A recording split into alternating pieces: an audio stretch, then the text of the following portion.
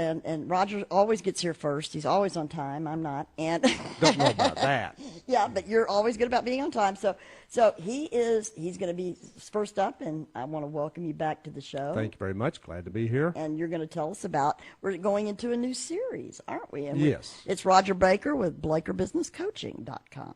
All right, it's my turn then, huh? Yeah. What I thought, Jimmy, is what you're referring to, like comic book. Then what we've got is really a venue for nerds to really shine, right? Yeah. And It have is. other nerds join in from all over the world. So Yeah. what a cool deal. It really is. Yeah. You know, it took a long time, but it finally happened. Yeah, got a format for it and a way to do it now. Okay, I thought one thing that would be fun to do would be to have a series about communication and I call it communicating with style. So I thought about some of the things that I have experienced in the corporate world, and especially working with business leaders, people in business, all the situations I'm in with individuals that I coach and work with in groups or otherwise, especially around groups, and it's where it shows up. But it's for all of us. And I'm sure people listening to this, I know it's happened to me, we wonder sometimes, why does that person aggravate me so much? You know, why can't they understand what the hell I'm talking about? You know, what is going on here? They just really tick me off because why don't they do what I need them to do? Why don't they do it the way I do it? All those kinds of things. And as I have worked with people in my own personal experience, some of the things that I have found, and there's using some tools to help with, is what is the challenges and how do I become more effective at communicating, at connecting with people, and how can we help each other learn how to communicate better. And so And on the work, it's kind of chancy on the job because if you say something wrong, you might ruffle feathers. what if you don't say something wrong, but the other person thinks it's wrong? Yeah. So it goes all over the place. So I thought it'd be good to have a Yeah. series around that, and I want to bring in some things that we can shoot some things on the screen to give some diagrams of things as we go. Not today, but I just want to kind of do an overlay of some of those challenges and some of the things that I can present now as like 30,000-foot view of some of the challenges, some of the things that give you a little bit of idea of some of the issues that come up and why they happen, and just an overview of that, and then go more into detail without attempting not to get too technical through this process over the next few weeks. And of course, we're not here on next week, but the week after, really kick this thing off. So I made some notes here, and some things that I thought would be topics to cover, or some things we'll end up discussing. Is some of it is around tools and techniques to enhance the ability to understand others and how to do that effectively and how to communicate that. Am I doing good here? Okay, all right. Jimmy's over here showing signals because we're trying to keep the echo down. And then one of the things that I find that I run into a lot is the negative self-talk. Not only that we communicate poorly with others, sometimes we don't communicate well with ourselves. And I thought it'd be good to cover some of that. One of the really powerful or most destructive things for people in dealing with others and themselves is how well they have the ability to say no and to say yes to things. And we work with that with me, I know. Mm-hmm. And I break that down into I'm parts such an too. easy person. Well, the one thing is that I found by going through this and experiencing a lot of it is, first off, people having the ability to say no to themselves first before they say no to others. So there's a lot of challenges around that. Behavioral styles, how to recognize and observe a person, to pick up on styles of just how their body language, the environment they're in, the words they use, identifying things like that can tell me a lot about how they communicate or how better to communicate with them. So it's the behavioral styles. Also understanding by looking at those things if a person is more task-oriented than relationship-oriented. Do they connect more as a relationship, or do they focus more on tasks? Is that kind of NLP? I know that Susan has the NLP training concept. She's the expert there. I don't know. She'd have to say something around that. I don't know how much it may relate or whatever. But yeah. And then you have people that, like I said, task-oriented, relationship-oriented, or introverted extrovert. Okay. And therefore, the amount of words they use. There's ways to read and observe people, and I think I have met a lot of people that over the years either they were naturally good at doing this or they learned how to do it and maybe not even realize that they were doing some of the things I'm talking about. But I know a lot of people do not know these things, do not understand it. And now they're politicians. Well, I don't know. Maybe politicians are some of the best at that. I don't know. Well, I don't know. You know, you meet those people that just seem to have that gift, that social gift, and you'll see it in couples a lot of times. Connectors. They really do they're connect really with people. connectors. Yeah. And it's not, it's just something that they're natural at. And so, yeah. And can you develop that? Yeah, you can. All these things I'm talking about, you can get better Okay. at. I mean, there are obviously people that are gifted just like at anything. Just like you said, there are people that are, well, give you an example. First example would be, everybody's heard this expression that somebody they know could sell ice to an Eskimo. Yes. They could sell anything. That person has the ability to connect with people in a way that they like them, they feel they can trust them. Whatever it is, they just have this draw to them automatically. That person, I guess we'd call it more than anything, is charisma. They have some way they do this with people, and people really are attracted to them. And of course, like we talked about in the last series about we do business with people we like, and consequently, those people could really literally sell probably anything to anybody.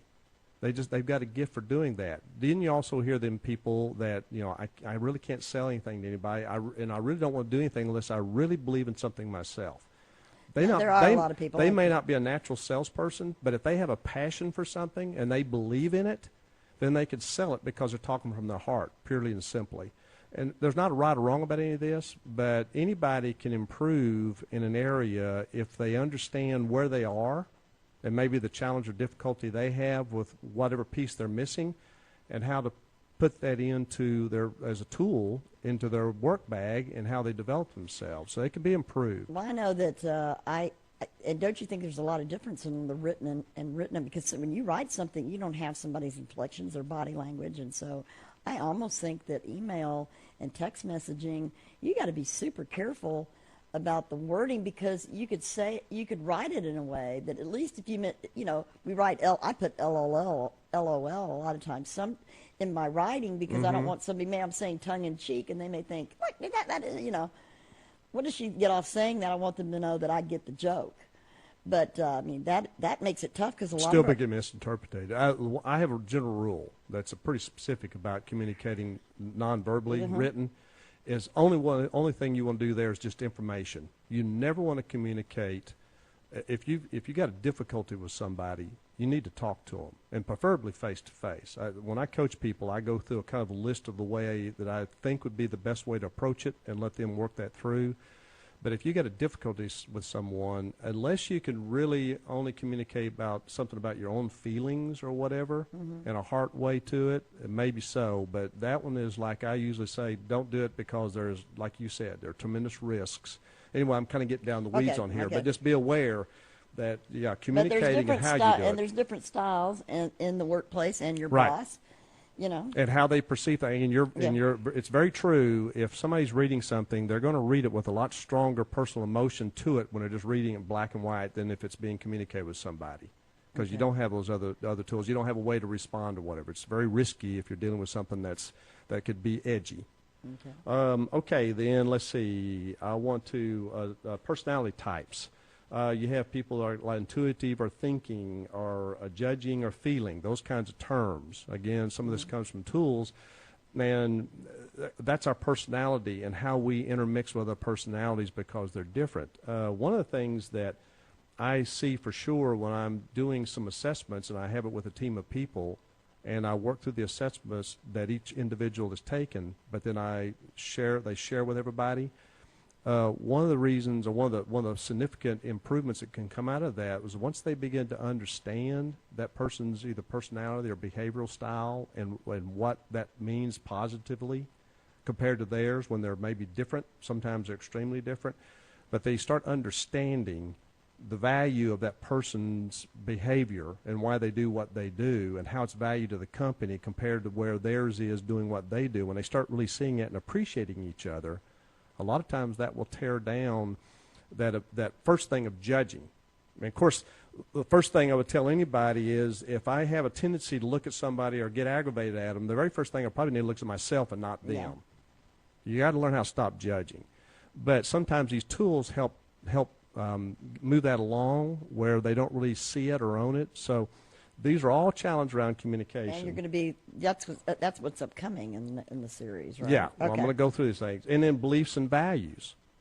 That's some of the way we're wired, some of our background. Those come into play also because people have different values. I think that anything that an assessment tool or anything I'm talking about here is not good or bad in these. This is just the way we're wired, how we interact and do what we do. Do you think people that are just really different? I'm sorry. Go ahead. That are really so different. I mean, I look at the political thing we're dealing with, and I know I'm not trying to get political, but I mean that's just an example of one side got a very different. They really, I mean, they vitally each side believes whatever they do, Mm-hmm. but being able to communicate and do things and find a common ground. And so when you're working with people, I mean, in a government they're kind of forced together because they're elected, but in an office or in Same thing could be there. They choose to work there. I mean, people in a work environment come together, maybe not by choice either. So, but you think if people will try to find the common ground, maybe that they can work from there. But it just seems we see so much division lately. Mm-hmm. Yeah, and maybe it's a lot of the economic. It's pressure. a lot of finger pointing. Yeah, Mm-hmm. and you got to look at yourself first. But it just seems like Right. we're dealing with that, and I love this subject. So Yeah. you know. I mean, it's, if I have somebody Is there hope for the world, Rodger? It's up to us individually. Yeah. I can't change the world, but I can certainly make sure I can change my own attitude or belief systems and say, how can I be a positive impact in the world as opposed to negative? But we can start with our own, the man in the mirror, and that's the deal. That'll rally up. And I have worked with people, obviously in business environments, but as I have said before, whenever we start changing something in one part of our life, it changes the other areas. And I've seen many times where it's bled over into the family systems. And if there is a difficulty in a family system and I'm working with somebody, they begin to change their actions and their attitude. And I'm always very careful to really subscribe to the thing that if I'm changing something and the actions I'm doing, is it loving actions and is it appropriate actions? Mm-hmm. If you're doing it out of anger, out of spite or whatever, that didn't good fit for me. And around Thanksgiving, this can happen. Families get together that don't normally get together. Oh yeah, well I don't know about you. That's a whole program there. Yeah, but we're going to be talking about that kind of later on. But that becomes boundary things and all that. And But still the same thing. But is it true that the more you care about somebody, the more you can get in the matter they can make you? I mean, so it's kind of if you don't really care about someone, what they think or say doesn't bother you. But when you do, less. But when you have more to lose or more at risk, more vulnerability with somebody, obviously the tension can go up. And a lot of what I'm talking about here goes to something you were saying there is that what we really are talking about here is our own personal ability to manage our own anxiety. Because what happens in situations where I tend to point my finger at someone else is I'd rather fight with them than fight with myself. Mm-hmm. And if we're not able to manage our anxiety, that's where maturity. I mean, I think there's some new terms out here about intellectual maturity or something like that. I mean, not maturity, but they use different words. To me, all I see is it's a lack of maturity in a person. But you can also come from a family where being loud and boisterous is not. Nobody, it doesn't bother them, but other people are like, they come from a different environment that is like, you raise your voice. Well, in my family, if you didn't, everybody's loud. Everybody's loud. Yeah. If you didn't get loud, you didn't get hurt. That's not a problem in itself. Yeah. No, it's it's the meanness or something that may come through. That's the issue. Yeah. Loud. I mean, what was my big fat Greek wedding? Remember, everybody was loud and talking at the same time Windex, and whatever. yeah. So I mean, that's not the issue in itself. So love the differences and embrace them. Mm-hmm. But what I'm going to go through here really is a challenge and invite for people to take a look at themselves through all of this. And help them learn how to do that. And we're going to be covering both business and personal, right? Well, it goes it's both ways. It always is. Yeah. Because there's all those things left unsaid sometimes. And you know what? I think sometimes we're too reserved. We're too much out there with the criticism, and we don't say we love you or appreciate you enough. Mm-hmm. So when I say that, it's kind of like. So we made it through the time here? Yeah. Oh, man, I was kind of thinking, am I going to really run the whole thing with just a little bit I had? But we did. But yeah.